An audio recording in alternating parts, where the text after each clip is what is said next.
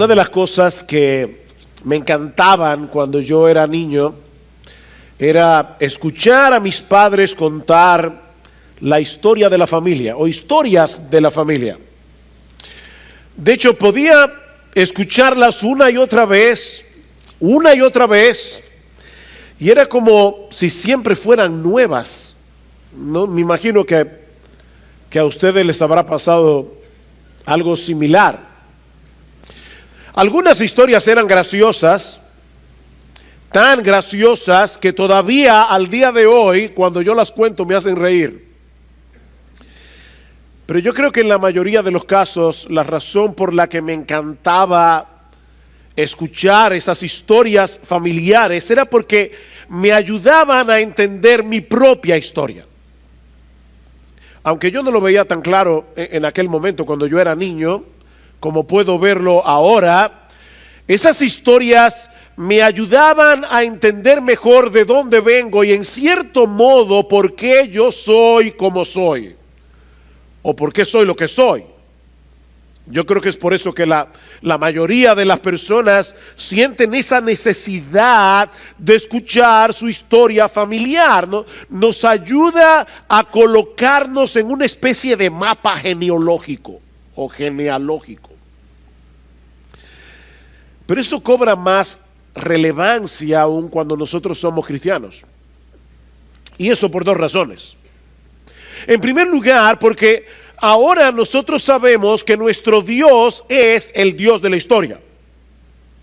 Nuestro Dios es el Dios de la historia. De manera que al escuchar nuestra historia familiar, nosotros podemos ver a Dios llevando a cabo sus propósitos redentores, sus propósitos soberanos para traernos al lugar donde estamos en este momento.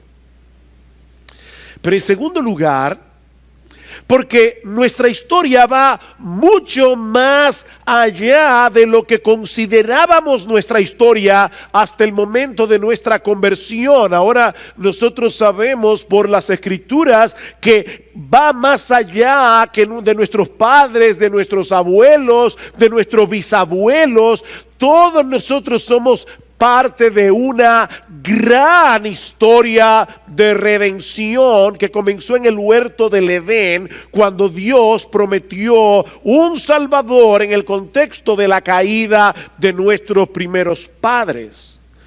Una historia que se fue desarrollando a través de los siglos hasta la venida de nuestro Señor Jesucristo y hasta ese momento crucial y transformador en que nos encontramos con Él.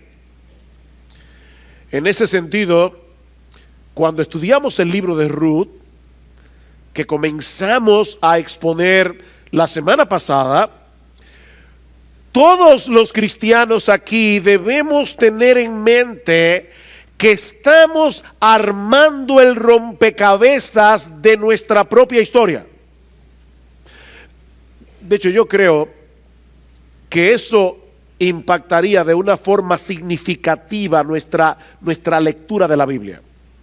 O sea, si tú entendieras, si nosotros entendiéramos que esta es la historia de nuestra familia, yo creo que eso impactaría nuestra lectura de la Biblia.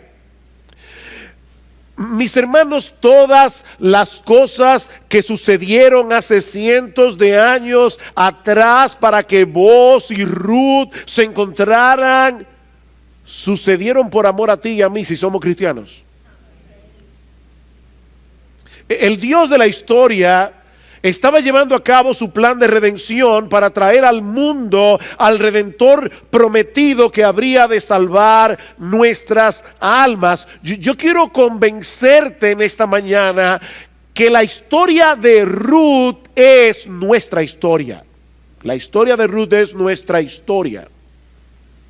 La semana pasada nosotros dejamos a Noemí regresando a Belén con el corazón lleno de amargura por todas las cosas que le habían acontecido en el seno de su familia. Murió su esposo, murieron sus hijos, no dejaron descendencia. Noemí estaba devastada, así que ella llega a Belén con el corazón cargado, con su nuera moabita, y dice a las mujeres de Belén: ya no me llamen Noemí, que significa placentera, llámenme Mara, porque el Dios Todopoderoso me ha amargado la vida. Sin embargo, el libro termina con un rayo de esperanza en el horizonte. El capítulo 1 termina con un rayo de esperanza. Dice al final del versículo 2, y llegaron a Belén al comienzo de la siega de la cebada. Dios había preparado el escenario para dar un paso más en el cumplimiento de la promesa que le había dado a Abraham de que en su descendencia serían benditas todas las familias de la tierra. Ahora, antes de pasar a considerar el contenido del capítulo 2 del libro de Ruth, que nuestro hermano Leopoldo acaba de leer, es necesario conocer al menos dos aspectos de la ley mosaica que se encuentran en el trasfondo de esta historia. Si no entendemos esta ley, se nos va a hacer difícil entender qué es lo que está pasando aquí. Por un lado, Dios había establecido en la ley de Moisés que si un hombre moría sin hijos, como fue el caso de Malón, el esposo de Ruth, la viuda no debía dejar la familia, sino que el hermano del difunto debía casarse con ella para dejarle descendencia a su hermano fallecido.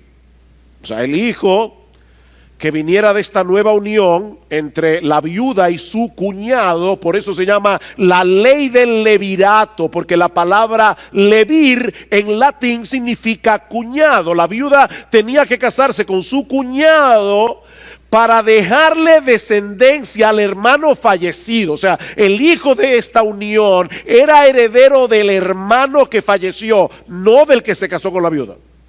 Eso es la ley del levirato. Pero por otra parte, también la ley estipulaba que si una persona empobrecía y tenía que arrendar su tierra, un pariente cercano podía redimir la tierra, es decir, podía comprarla de nuevo para conservarla en la familia. En otro mensaje más adelante vamos a ver las implicaciones de esta ley del Redentor con más detalles. Pero por el momento solo quiero señalar que Dios había hecho provisión en la ley para que las propiedades permanecieran dentro del clan familiar a través de un redentor.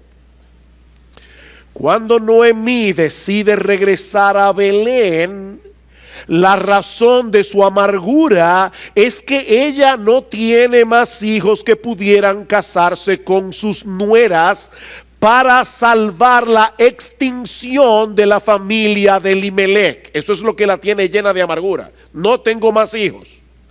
Pero por el otro lado, Noemí no contempla a la vista ningún pariente redentor que pueda recobrar las propiedades de la familia.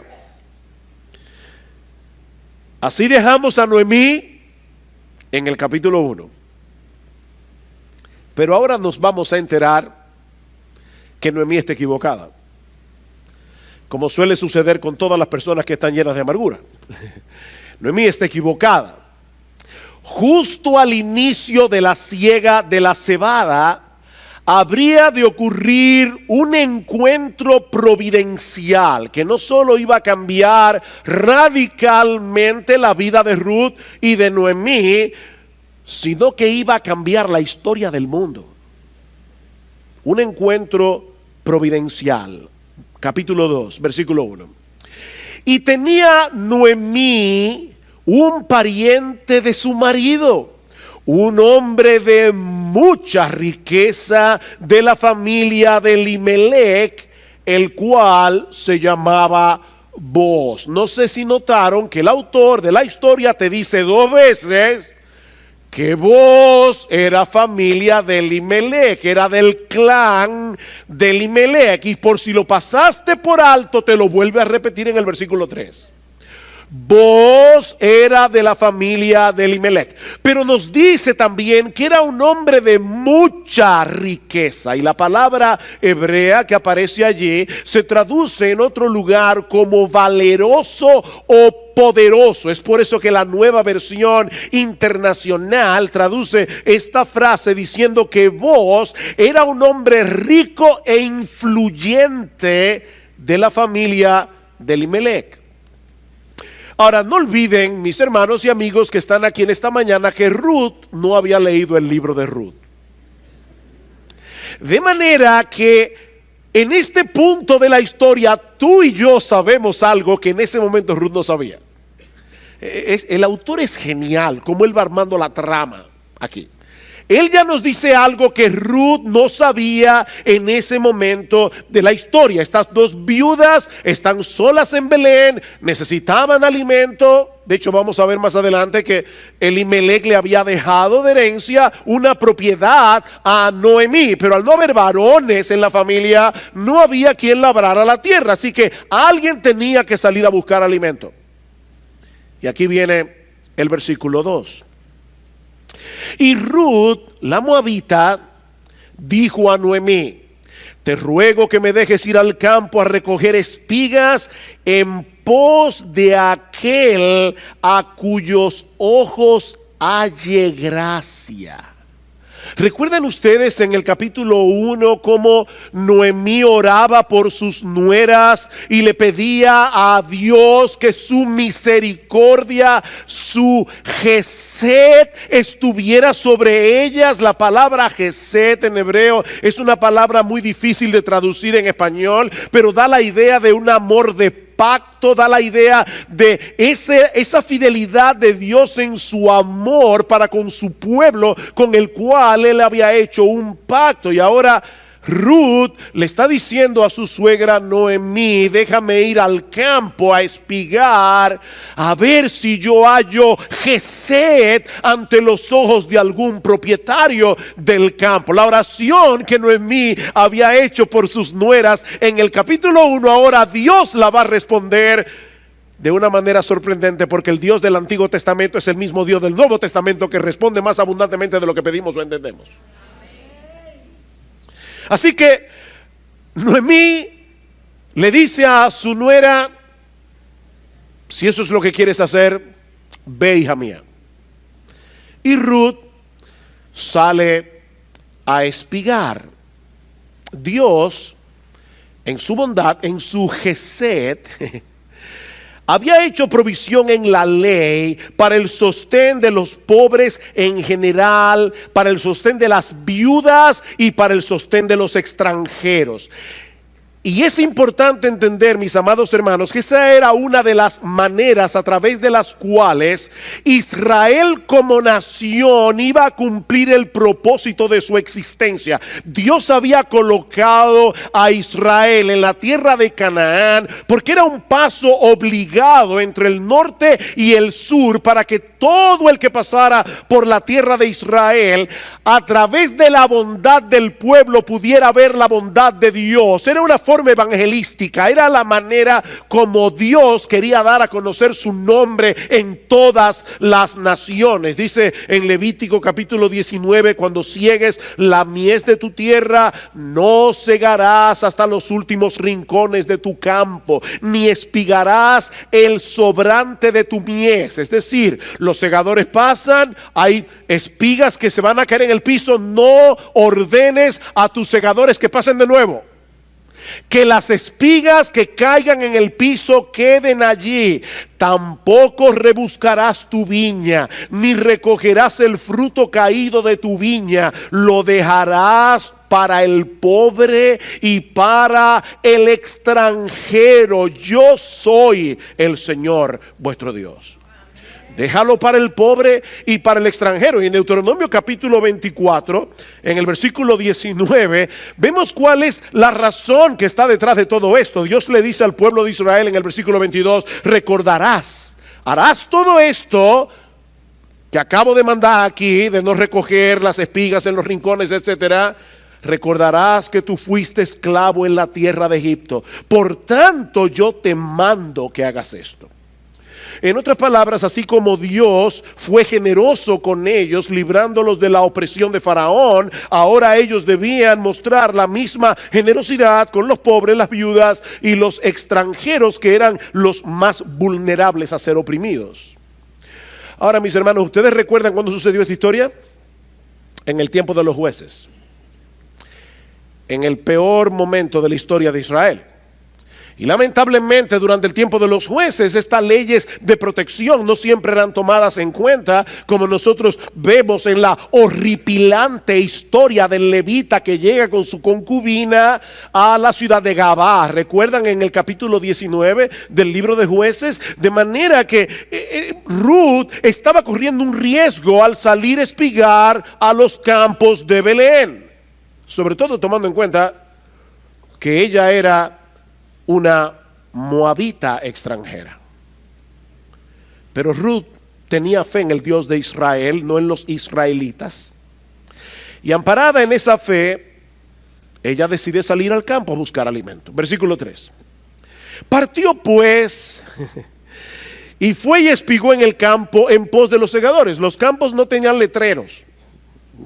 Ni siquiera tenían verjas. De hecho, yo recuerdo cuando era niño, una de las historias que mi papá me hacía es que cuando él vivía en Palestina, uno tenía derecho a entrar en cualquier campo y comer del fruto que estuviera en el árbol. Tú no podías llevarte el fruto fuera del campo, pero todo lo que tú pudieras comer adentro no había problemas. Era una forma de calmar el hambre de las personas. Los campos no tenían verja, los campos no tenían letrero. Así que Ruth sale a espigar, versículo 3 en el medio, y aconteció, y la palabra hebrea aquí es también difícil de traducir, porque lo que el texto dice es algo como esto: y de manera casualmente casual, la parte del campo a donde ella llegó le pertenecía a Booz, que era de la familia de Elimelech. Ahora, por supuesto, mis hermanos, el autor de Ruth no cree en la casualidad. Más bien, él nos está permitiendo ver la misma historia desde dos ángulos distintos. ¿Ustedes han visto esas películas donde se parte la pantalla en dos y tú estás viendo dos escenas al mismo tiempo? Bueno, ese es el recurso literario que el autor está usando aquí. Él quiere que nosotros veamos que cuando Ruth salió a espigar, ella no sabía qué porción del campo le pertenecía a quién.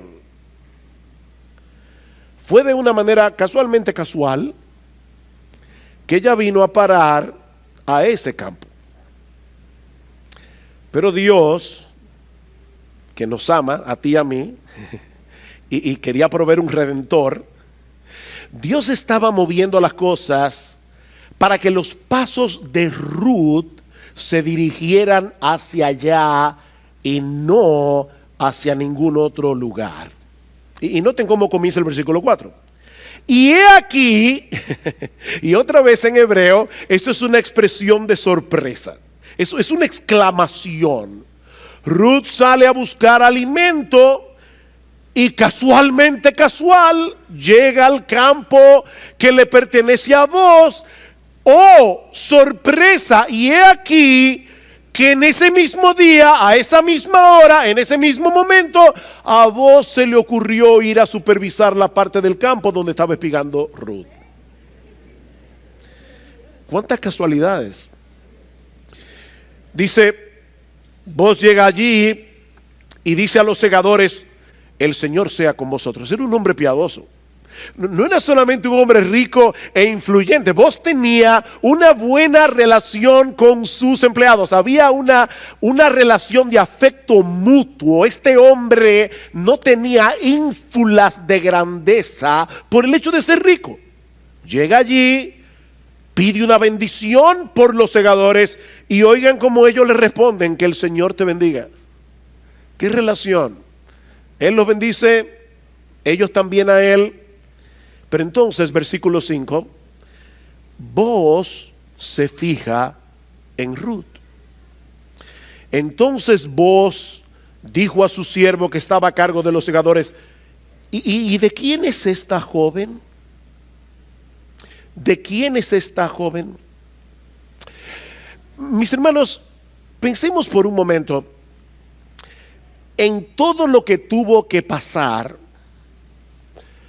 para que hubiera este encuentro entre Booz y Ruth y para que luego Booz pusiera sus ojos en ella. Ya nosotros conocemos la forma tan rara, tan extraordinaria en que Ruth vino a parar a Belén. Ya lo vimos la semana pasada. Pero pensemos por un momento en Booz.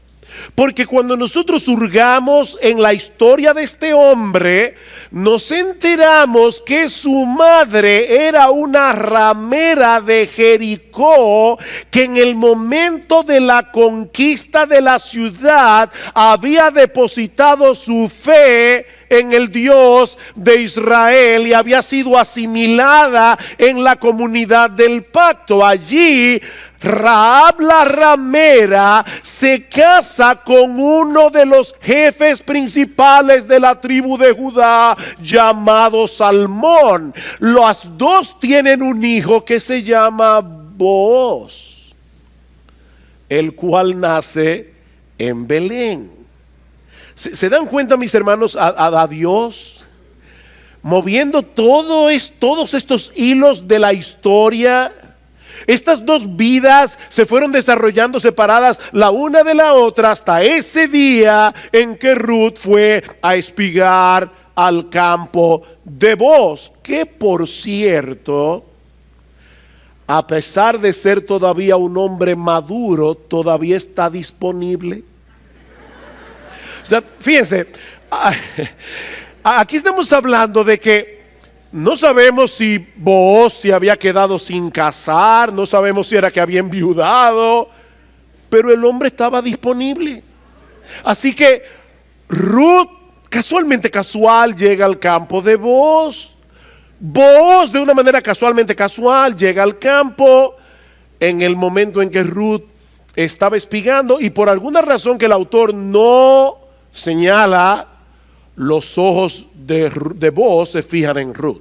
Y yo sé que algunos aquí, ¿verdad?, ya con una mente romántica deben estar pensando, eso fue que Booz quedó flechado con la hermosura de Ruth. Y por supuesto ya se imaginan a Booz como una especie como de George Clooney, que cuando Ruth lo vio, su corazón comenzó a palpitar.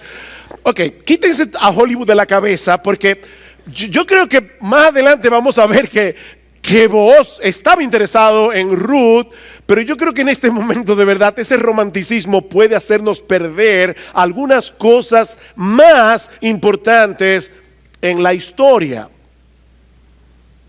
Cuando Booz pregunta, ¿y quién es esta joven? Y puede ser que sencillamente se fijó en ella porque nunca antes la había visto. No quiero matar el romanticismo, pero tal vez simplemente fue que nunca antes la había visto allí en su campo. Así que él pregunta, ¿y ella quién es? Respuesta, versículo 6. Y el siervo a cargo de los segadores respondió y dijo, es la joven moabita que volvió con Noemí de la tierra de Moab. Y ella dijo al jefe de los segadores, te ruego que me dejes espigar y recoger tras los segadores entre las gavillas. Y vino y ha permanecido desde la mañana hasta ahora, solo se ha sentado en la casa por un momento. Nosotros vamos a ver luego que Booz ya había oído un reporte de Ruth. No la conocía personalmente, pero ya tenía una buena reputación de ella. Pero ahora, con la respuesta del jefe de los segadores, Booz está añadiendo a lo que él piensa de Ruth, a todas las virtudes que ha oído de Ruth, el hecho de que esta muchacha era laboriosa. Ruth no había parado de trabajar desde la mañana hasta el momento en que Booz llega al campo. Así que Booz se acerca a Ruth y por primera vez habla con ella. Y eso nos lleva de la mano a nuestro segundo encabezado. Ya vimos un encuentro providencial entre Booz y Ruth. Veamos ahora una bondad inusual. Una bondad inusual. La bondad de Booz hacia Ruth. Versículo 8. Entonces Booz dijo a Ruth, oye, hija mía. ¿Se dan cuenta ¿Cómo se refirieron a ellas? A ella, el jefe de los segadores, la moabita. Pero vos le llama hija mía. Oye, hija mía, no vayas a espigar otro campo. Tampoco pases de aquí, sino quédate con mis criadas. Fíjate en el campo donde ellas ciegan y síguelas, pues he ordenado a los siervos que no te molesten. Cuando tengas sed, ve a las vasijas y bebe del agua que sacan los siervos. Mis hermanos, vos le está dando permiso a Ruth para que espigue como cualquiera de sus criadas. En otras palabras, él no la está tratando como a una extranjera. Él la está tratando como a una israelita. Y no conforme con eso, más adelante la invita a comer en su mesa, versículo 14. Y a la hora de comer, vos le dijo, ven acá para que comas el del pan y mojes tu pedazo del pan en el vinagre. Así pues ella se sentó junto a los segadores, y no pierdan de vista ese detalle, y él le sirvió el grano tostado. Él se lo sirvió. Y ella comió hasta saciarse y aún le sobró. O sea, vos le sirvió un plato a Ruth. Le sobró. Ella se fue de allí con un doggy bag. Lo vamos a ver más adelante. Dice, y cuando ella se levantó para espigar, vos ordenó a su siervo diciendo, dejadle espigar aún entre las gavillas, no la avergoncéis. También sacaréis a propósito para ella un poco de grano de los manós y lo dejaréis para que ella lo recoja y no la reprendáis. Y ella espigó en el campo hasta el anochecer y desgranó lo que había espigado, y fue como una efa de cebada, es decir, casi 40 libras de cebada en un día.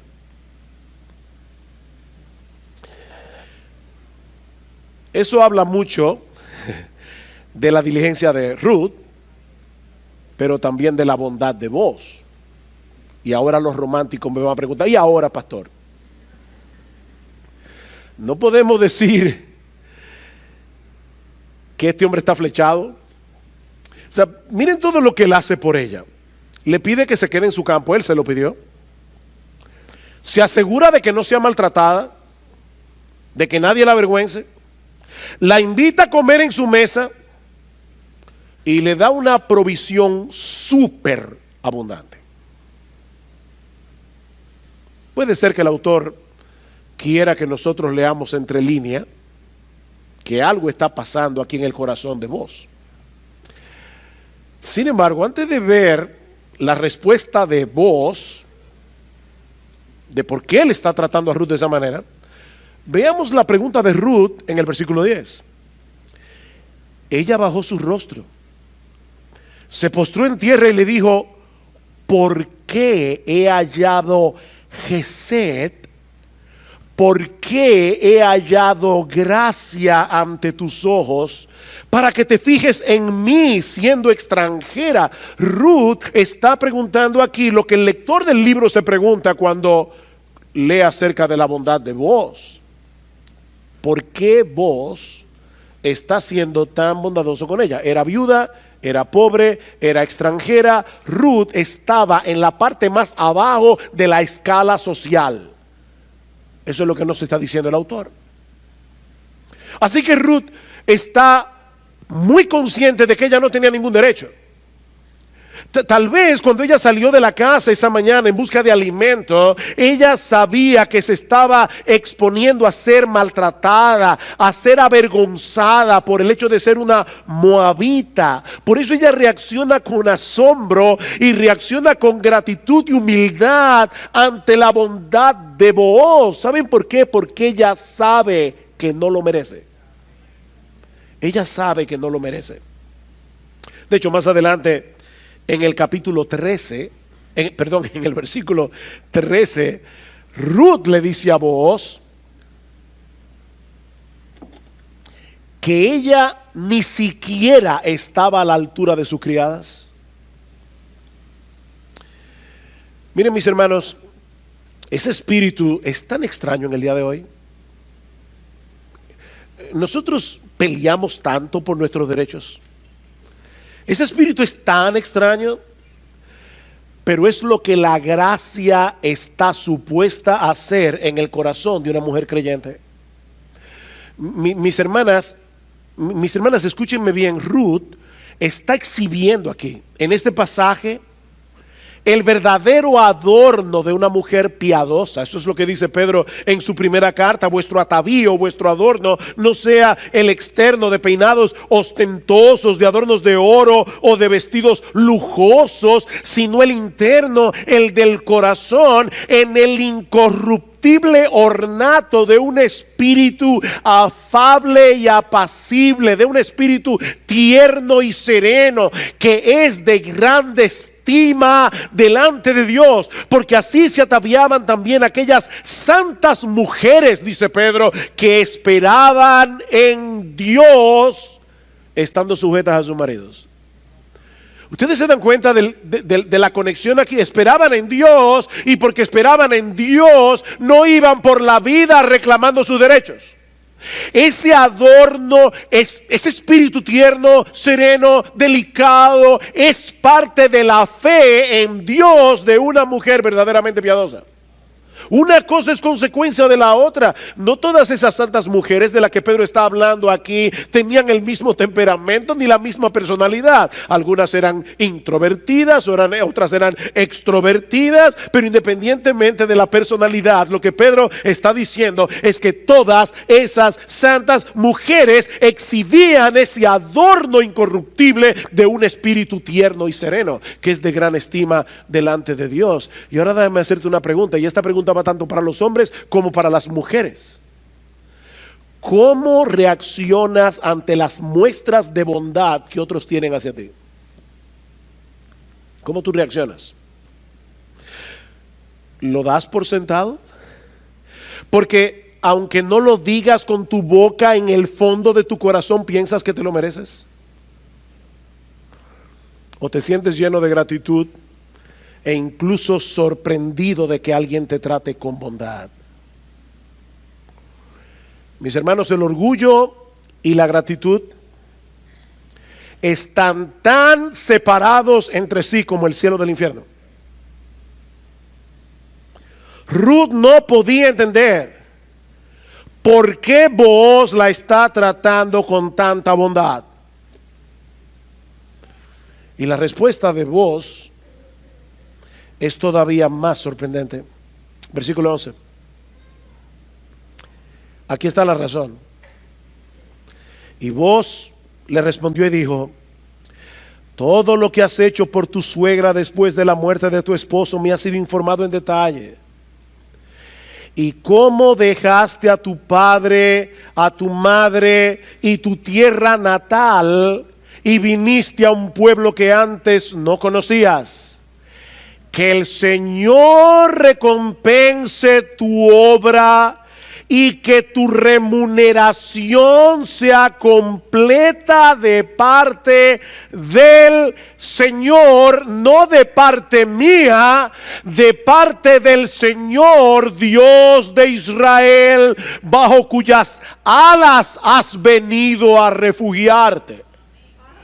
De alguna forma había llegado a oídos de Booz lo que Ruth había hecho por su suegra Noemí, y cómo ella había decidido cortar radicalmente con su pasado religioso para venir a refugiarse bajo las alas del Dios de Israel. De manera, mis hermanos, y aquí está la clave, Booz se veía a sí mismo como un instrumento del Dios que es fiel a su pacto para con una moabita que había venido a refugiarse bajo la sombra de sus alas.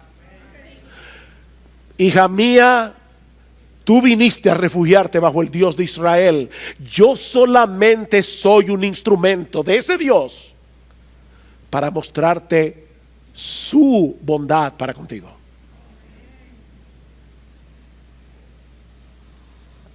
Su bondad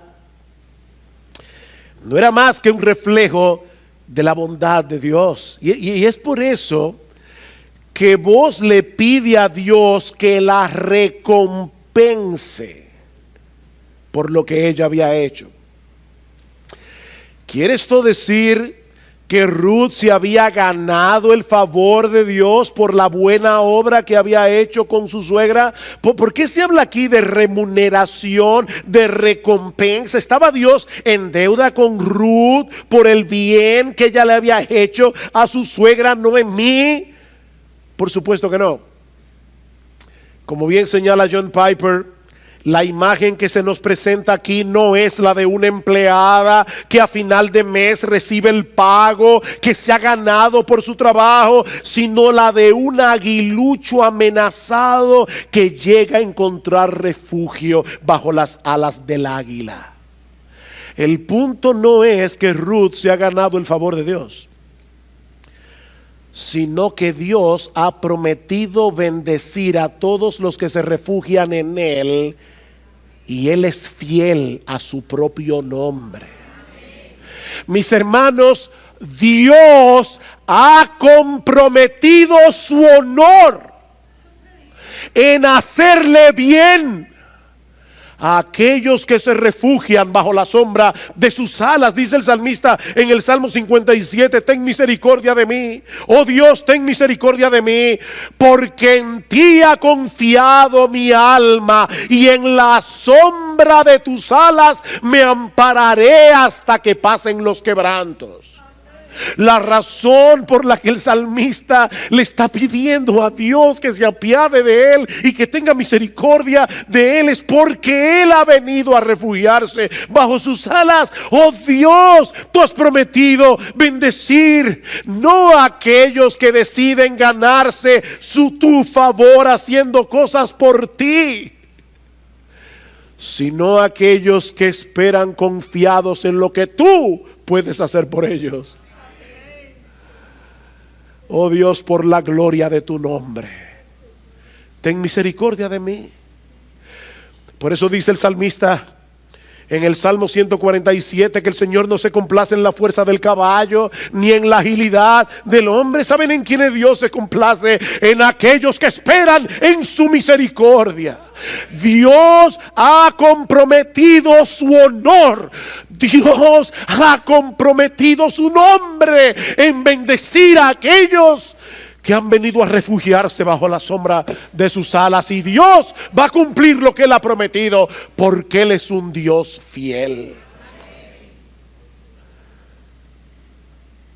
Ruth había sido capaz de dejar el refugio de su casa paterna en Moab. ¿Saben por qué? Porque había encontrado bajo las alas de Dios un refugio infinitamente mejor. Dime tú, mi amigo, ¿en qué tú te estás refugiando que te está impidiendo venir bajo las sombras de esa gran águila? Y vos simplemente se veía a sí mismo no como el gran benefactor. Él se veía a sí mismo como el instrumento usado por Dios para mostrarle a Ruth lo que hace el Dios de Israel con aquellos que se refugian en Él. Pero la bondad de Booz no solamente impactó a Ruth, y eso nos lleva a nuestro tercer y último encabezado: la teología de Noemí refinada. La teología de Noemí refinada. Ya vimos un encuentro providencial, una bondad inusual, y ahora vemos en los versículos finales una teología refinada. Cuando Ruth regresa del campo al caer la noche, ya ustedes se pueden imaginar la tremenda sorpresa que se lleva Noemí. Versículo 18. Y lo tomó el efa de cebada y fue a la ciudad. De hecho, Ruth era joven, yo creo que era hermosa, pero era fuerte. 40 libras de cebada y el doggy bag.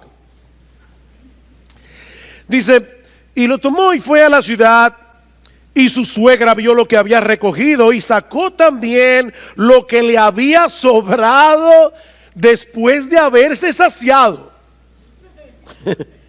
Eso fue lo que le sirvió Booz en el plato. Y se lo dio Noemí. Y entonces Noemí, por favor, lean la historia con imaginación. ¿Ok?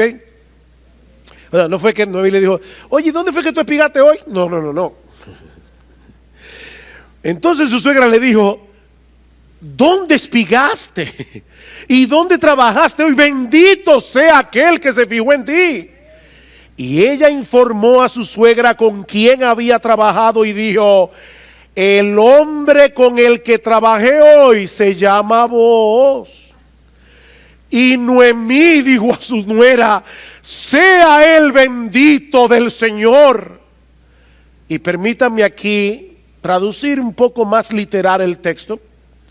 Sea él bendito del Señor, quien no ha rehusado su bondad, ni a los vivos, ni a los muertos. ¿Quién es el que no ha rehusado su bondad? Vos, oh Dios. Mis hermanos, en el texto hebreo nosotros vemos que Noemí está hablando de Dios. Su teología ha comenzado a refinarse aquí. Sea el bendito del Señor, quien no ha rehusado su bondad, ni a los vivos ni a los muertos. Oh, le dijo también Noemí, el hombre es nuestro pariente, es uno de nuestros parientes más cercanos. Él puede redimirnos. Eso es lo que Noemí le está diciendo.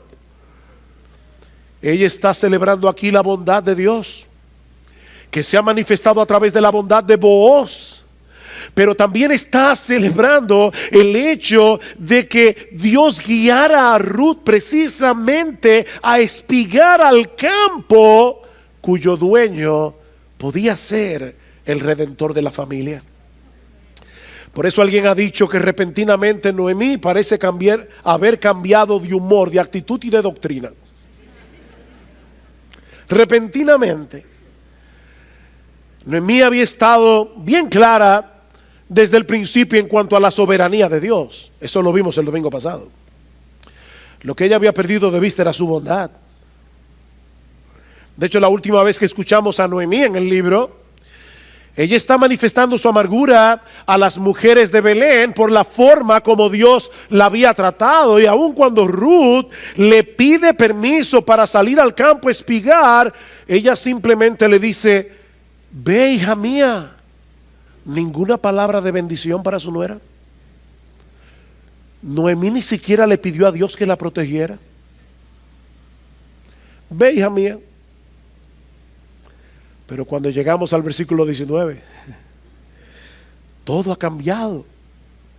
Todo ha cambiado. Noemí ha pasado de la desesperación a la esperanza. Noemí ha pasado de la queja a la gratitud. Ella está comenzando a ver lo que antes no veía, que ese Dios soberano que posee un control absoluto sobre todas las cosas que nos acontecen también es bueno, también es tierno, también es compasivo y misericordioso.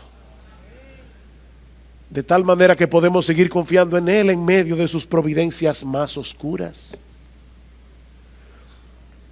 La amargura de Noemí está comenzando a convertirse en alabanza. Aunque ella todavía no puede prever el final de la historia, ella tiene razones para sospechar que en el corazón de Booz hay un interés no manifestado en Ruth. Versículo 21. Entonces Ruth la moabita dijo, además, él me dijo, debes estar cerca de mis siervos hasta que hayan terminado toda mi cosecha. Quédate aquí, hija mía.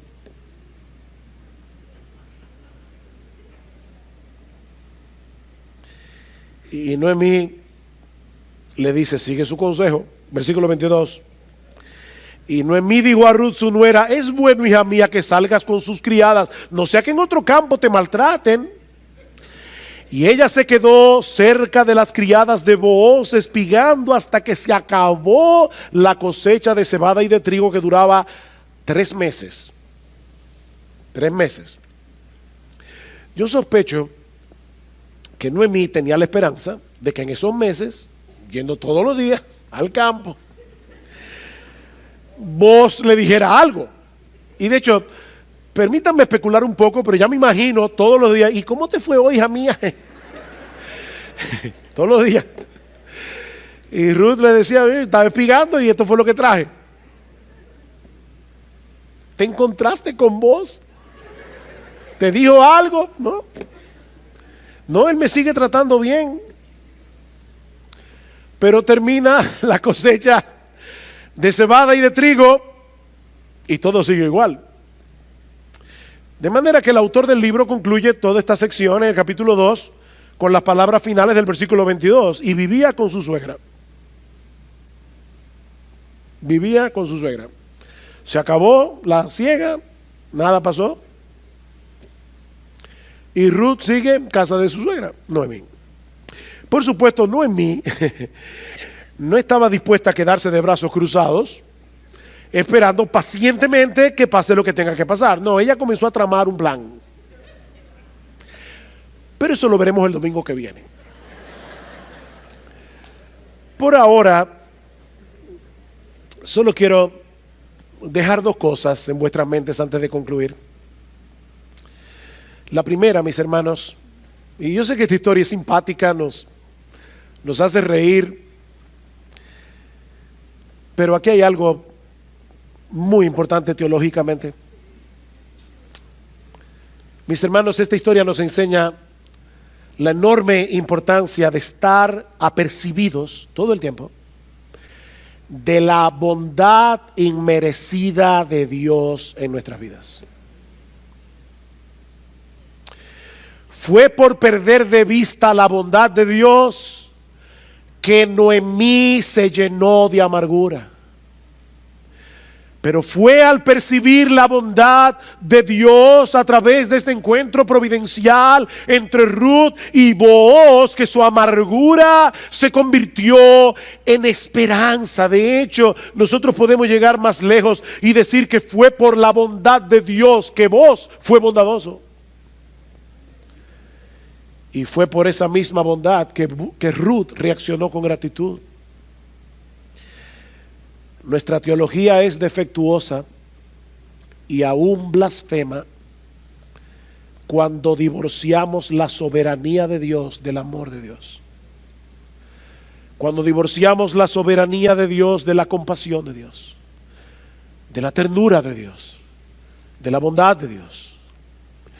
Es por eso, mis hermanos, que Satanás hará todo lo que esté a su alcance para que perdamos de vista la realidad de que nuestro Dios es bueno y de que para siempre es su misericordia. Ese es uno de los ataques más fieros del diablo contra su pueblo. Hacerles perder de vista la bondad de Dios. Así ha sido desde el huerto del Edén, con que Dios os ha dicho: no comáis de ningún árbol. ¿Y sabes cómo el diablo hace eso? Por un lado, llevándonos a creer que somos merecedores de cosas que no merecemos. Llevándonos a creer que somos merecedores de cosas que no merecemos. ¿Saben para qué? Para que dejemos de valorar todo lo que Dios nos da sin merecerlo. Es de gracia, mis hermanos, todo lo que recibimos de la mano de Dios, y es únicamente porque estamos en Jesús. Es de gracia. No somos merecedores del favor de Dios. Pero por el otro lado, Satanás nos lleva a fijar la vista en las circunstancias difíciles de nuestras vidas para que lleguemos a perder de vista su amor redentor en Cristo. Y de ahí mi segunda aplicación en esta mañana. ¿Qué fue lo que transformó la teología de Noemí? ¿Qué fue lo que impactó a esta mujer? Ver la bondad de Dios a través de la provisión de un redentor bondadoso. A través de la provisión de un redentor bondadoso. ¿Y saben qué, mis hermanos? Nosotros tenemos en Cristo un redentor infinitamente mejor que el que Dios le proveyó a Ruth y a Noemí. Si vos fue el instrumento que Dios usó para bendecir a esta moabita y a su suegra.